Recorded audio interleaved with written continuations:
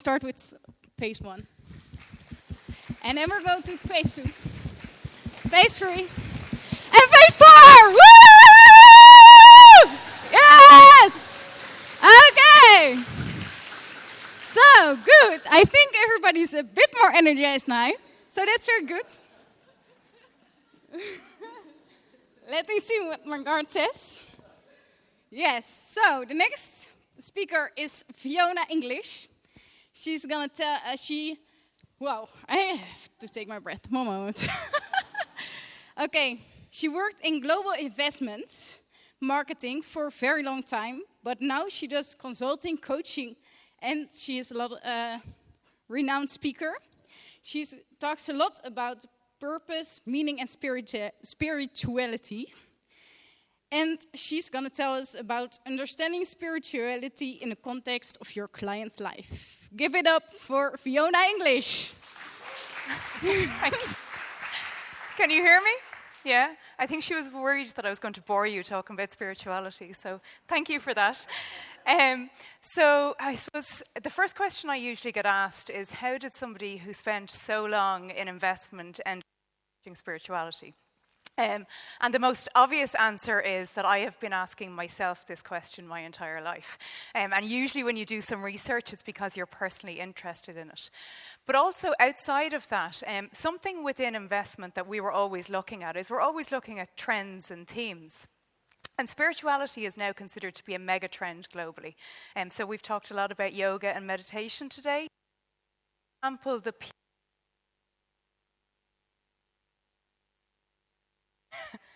Is it okay?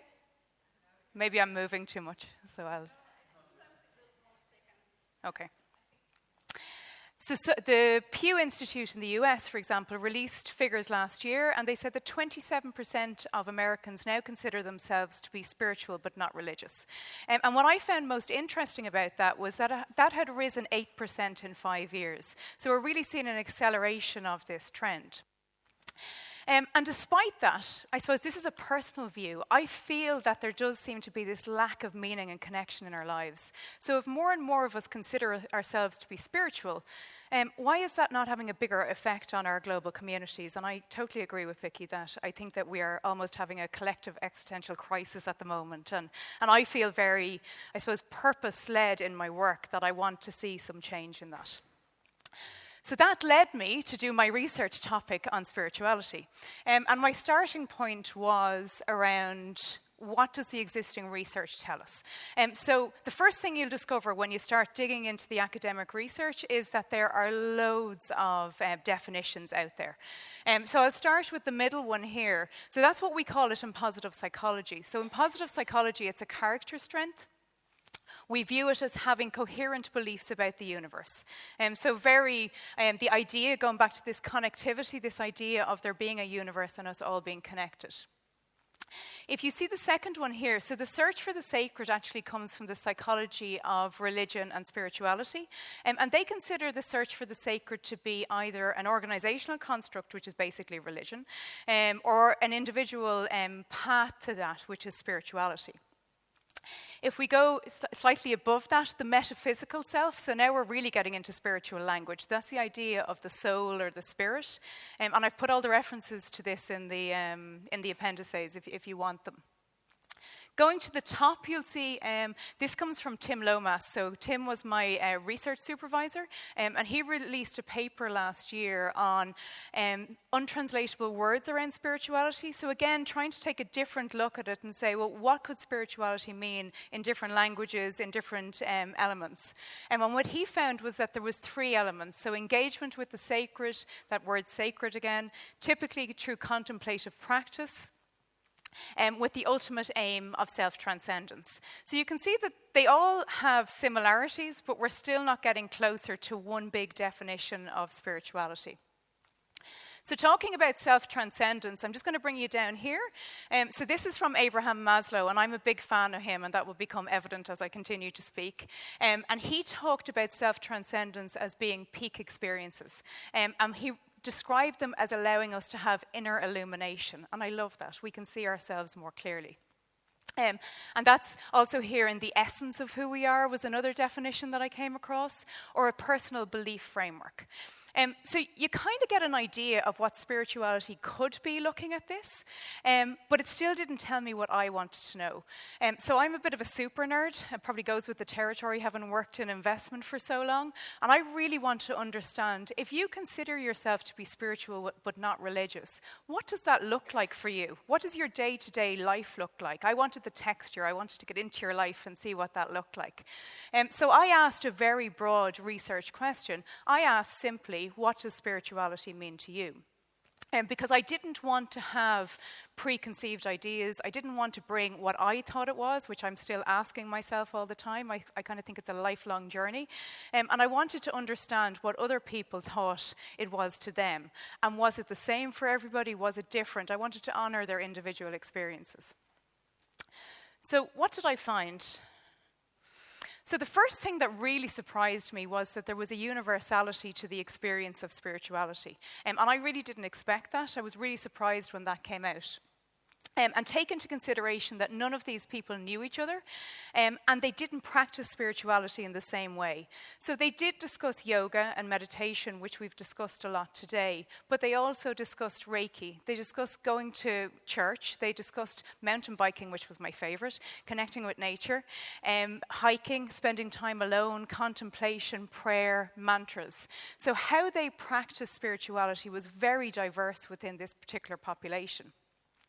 But what came out was that their life experience of spirituality was pretty universal. There was a lot of consistency across the interviews that I did. And there was 3 subordinate themes that came out. The first one was connection to a higher power. And this came out through both a belief system, but very much an embodied connection to a higher power. The second was around the ability to put life in context, so real meaning and purpose to their lives, and they were able to describe that to me well. And the last was that it informed their way of life. They invested in their personal growth. Authenticity was probably one of the bigger topics that came up. And it really drove them in terms of what they did. So what I want to do in the next few minutes is, I suppose, bring you through some of the comments that they had and how they described their life for me, so you can get an idea of the texture that was there. And I suppose that was what I was really looking for from these interviews. Okay, so this was the first one around this connection to a higher power. And I love this quote from Lucy, which is obviously a pseudonym for one of the participants. And she said to me, you have this connection to out there, but it's in here. And she touched her heart. And what they all talked about was that they believed in a higher power. And again, they didn't use the word higher power. I've used it here as a collective term. They described it as God, the divine life force, universal energy, oneness. They had many different ways of describing this. And what was very clear to me was they understood that there was a presence there, that they believed in this, but they weren't married to one particular name. So nobody was like, this is my God and it has to be described this way. There's a higher power, a presence, a fabric of life was one way somebody described it to me. What appeared more important was this embodied connection. And this really surprised me as well. And again, I don't know why. There was sometimes I was like, why is this surprising me so much? And I think when you approach something from a psychological perspective, you assume psychological themes will come out. So all of a sudden, when one of the biggest themes was around embodied connection, it really surprised me. And it shouldn't, because we know that within religious and spiritual themes, we talk about the body as being a sanctuary for the soul all the time. And so I always joke and say my body's a temple if I'm trying to be good, but actually that comes from the Bible. So our bodies are temples for the Holy Spirit. Within yoga, the idea is that your body is a sanctuary for your soul, and yoga is a way of your spiritual development. And what was most evident about this was not only that it was there, but it was the most prevalent theme that came up. They saw this as being central to their experience. It wasn't just a cognitive experience for them. It was very much a felt experience. It was something that they believed to be inside them. And they discussed it as being a refuge. Lucy also said to me, she described it as, it's my inner dialogue with the universe. It's a place that I go to when I need to. So this was absolutely central to their spiritual experience. And it was almost like, I think Tony used the word springboard earlier on. It was almost like a springboard to the other themes that emerged from this study. So the second one, I've described it putting life in context, but it was really around meaning and purpose. So again, this is a lovely quote from Sarah. And she says, I have a process of understanding my story and reflecting on my past. And again, they all talked about meaning and purpose in their lives. We are here for a reason. I am here for a reason. They knew that they belonged to be here. And where it was most evident was when they talked about struggle. And we've talked about struggle a few times today. And I found that really interesting because I never asked about struggle. They all arrived at the theme of struggle independently on their own. And they really wanted to emphasize the point that spirituality wasn't this Pollyanna-like experience where we were all dancing around, meditating, feeling wonderful all the time. They thought that life was really difficult sometimes, as has been mentioned here today. And what they understood was that sometimes that was out of their control and that they needed to integrate that into their lives. And in existential positive psychology, which I spoke to somebody about earlier on, we refer to that as attitudinal values, this idea that we understand what's outside of our control and we're able to integrate that into our life story. And it very much aligns with second wave positive psychology, of which I'm a subscriber myself, that sometimes if we embrace the negative events in life, that there is room for healing and insight and transformation there. So just in case you think that they were able to accept everything that came into their lives, they were hugely invested in their personal growth and their authenticity. And I picked this photograph because obviously we're in Holland. And I love the idea that you're not afraid to stick out. And that is something that I think we all struggle with. So they were able to differentiate between this is an event that I can do nothing about and I have to accept it and I have to move forward with my life. And these are things over here that I can do something about and I can do it better. So they talked about life lessons, life as a journey. They talked about how I've learned from that and I'm doing it better. The analogy of life as a game arose a number of times. They were able to talk about, I'm proceeding to the next level. I'm just trying to do that better. One of the participants, it was Lucy actually as well, discussed how she said it's almost like a board game. You're just trying to go 2 steps forward and 1 step back all the time. And it's just being able to live in that space and to try and do it better for yourself the next time. And where this really came out strongly was the idea of authenticity. They were all striving towards a more authentic life. And they felt that this embodied connection that they felt was a real driver for that.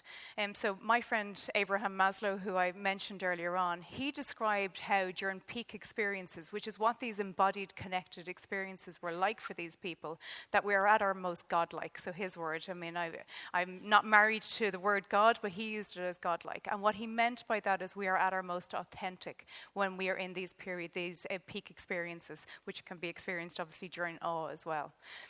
Although the emotion most spoke about by these individuals was love. So it was almost like the more they connected into this, or the more they connected into this higher power, the more they connected into themselves, the more that they could see themselves, and the more they strove to be that person on an ongoing basis. Because authenticity is hard, we know that. Even though it's something that we all want and we talk about, I get a bit sick on Instagram of seeing people say, be yourself, because that is hard to be yourself, because the world is constantly telling you to be something else. But through this connection that they had, it developed huge resilience in them, that they were able to move forward to try and live the most authentic life that they could. And Keith, one of the other participants, said to me, it's really about being what informs you rather than what the market economy wants you to be. And I thought that was a great way of putting it, understanding that there was an external force trying to tell you to be X when you just actually wanted to be Y. So I suppose, why does this matter to you? Because obviously we're at a conference that we're talking about in practice. And I'm not going to tell you that I've come up with an intervention around spirituality, because that's not true. This was ultimately a way of living for these people. And ultimately, I suppose I concluded in my paper and said that it was a path to self-actualization. So in my literature review, I had drawn the I had drawn the comparison between Reef's model of psychological well-being and self-actualization.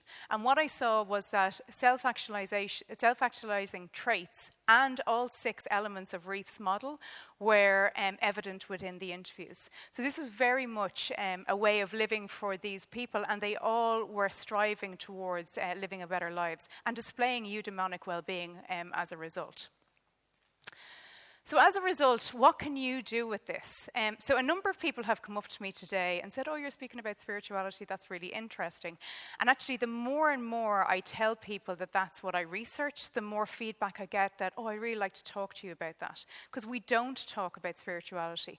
And somebody asked me here today, how do you bring it into the workplace? And I said, well, why don't we just ask the question? And I know that that's difficult. I worked in investment for a long time.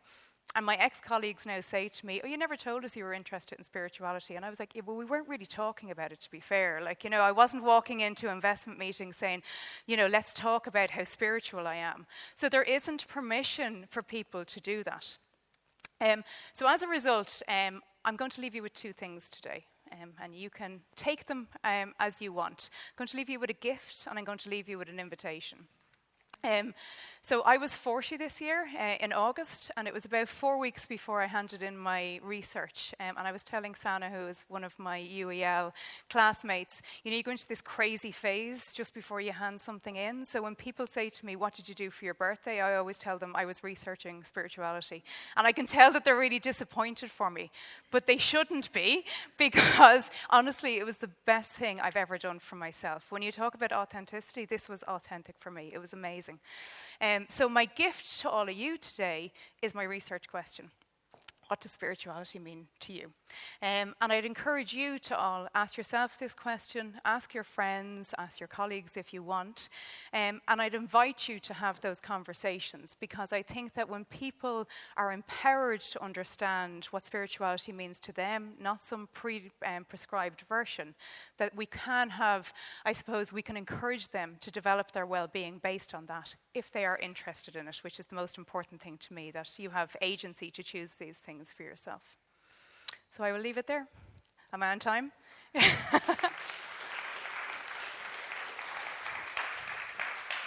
Thank you.